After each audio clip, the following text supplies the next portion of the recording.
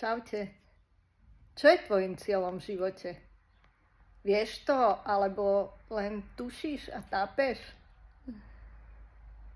Našim cieľom v živote by mal byť žiť šťastný život tu v prítomnosti, tu a teraz a naozaj objaviť svoju vášeň, plniť si svoje sny a žiť ten svoj život skutočne naplno a nie len prežívať.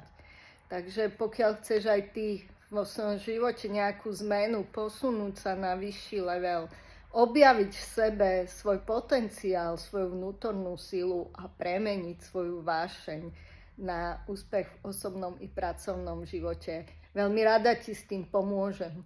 Som Eva Cabánik, som sprievodkyňou na ceste k vedomému životu a momentálne môžeš odo mňa získať bezplatnú konzultáciu.